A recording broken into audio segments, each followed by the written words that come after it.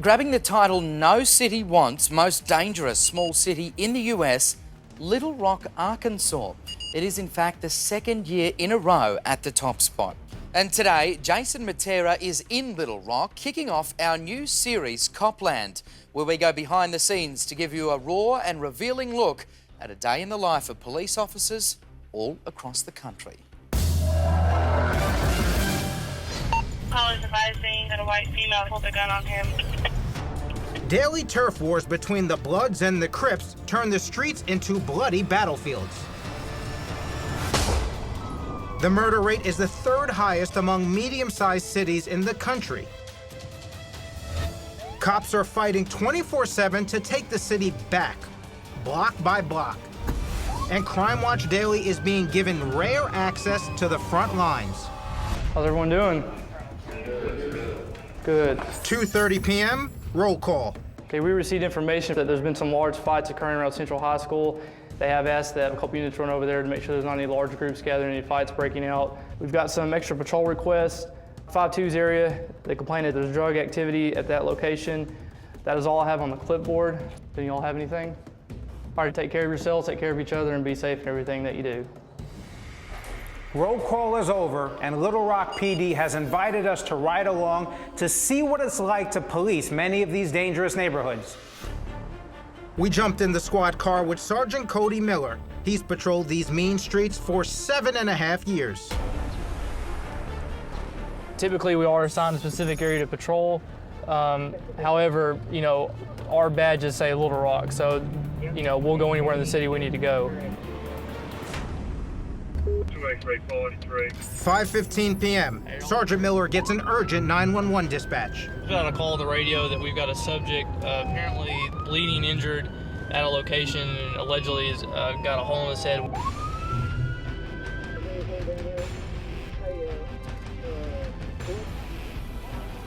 "5:31 p.m. We're on the scene.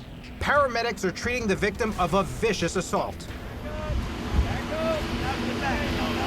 We don't know exactly what happened on this scene. It could be gunshot related.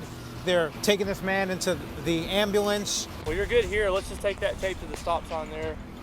Right now, we really don't know what's going on. The victim isn't saying anything. Like I said, we don't have any witnesses that recall any gunshots being fired, anything like that. He does have a wound to his forehead, which is consistent with the gunshot, but like I said, we're not getting any information that's saying that any shootings occurred. Right now, they're going to take him to the hospital, get him stabilized. We'll do our best to see if we can locate any kind of crime scene out here, if we can locate any witnesses.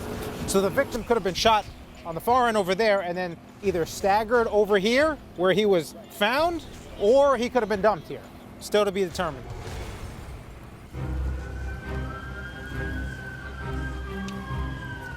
We just saw someone being brought into the station to make a statement. Can you give us an update? Yeah, the female we've got going with us now, she's a sister to the victim. Allegedly, according to the statement she gave us earlier, she actually drug her brother from where he collapsed on the ground to where we found him when we got the call. 5:50 p.m. While the victim is being rushed to the hospital, homicide detectives arrive to check out the crime scene. At any second, this situation can go from bad to worse. Lieutenant King, what's the status of the victim? Status of the victim right now is very critical. He's lost consciousness, he's not regained consciousness yet. And from my understanding, he's got a very severe head injury. However, he is still living at this point.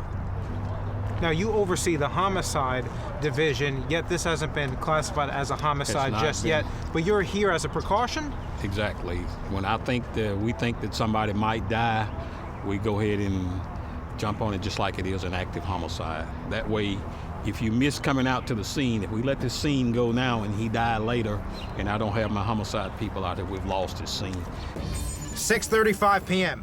As homicide detectives move in to investigate, Sergeant Miller nabs the suspect. So what's going on now, So right Sergeant now, Miller? we've got someone in custody. All we know at this point is there was some sort of confrontation between this individual we got in custody and our victim here. So this individual right here is being taken into custody, possibly connected to the body that was found right over here. The body that was... The sergeant asked you, and you're being very vague, okay? Upon patting him down for our safety before we placed him in a patrol car, we did find some blunt objects on his person that are consistent with the injuries that our victim has. No, sir, you're going down for questioning. What did the suspect tell you as he was being detained? Basically, he's questioning, why am I being detained? I had nothing to do with this. Other than acknowledging the fact that he was in an altercation with our victim, he won't really tell us a lot. Now that all the evidence has been collected and bagged, Sergeant Miller gives us an exclusive look at the crime scene. The confrontation happened down here, Yes. and he walked over here. Yes. Okay, the victim walked over here, and this is where the sister found him, in the pool of his own blood here. The bleeding man incredibly survives his injuries. Police later determined the victim had been drinking, and witnesses say he started a fight with the suspect, who was also his friend. The suspect reportedly fought back, but not with a gun. His weapon was this old railroad spike. At this time, this case is still being investigated, but no charges have been filed. The city has changed quite a bit since those bloody years of gang violence. The Bloods and the Crips are still here, but there are signs that hope is just around the corner. Little Rock has been dubbed the most dangerous small city in America. Is that a fair description, or is that a misconception? I think that's a misconception. That's not to say that things aren't happening, but 21 years into the job, I'm definitely pleased this year with the direction that we're headed, because we're seeing all of our major crime categories pretty much go down, our homicide and our robberies. And Lieutenant McClanahan says, along with the numbers moving in the right direction, the one thing he sees that is really promising for Little Rock is the community starting to get involved. He says once the people begin to care about their property and their city, that's when things will truly turn around.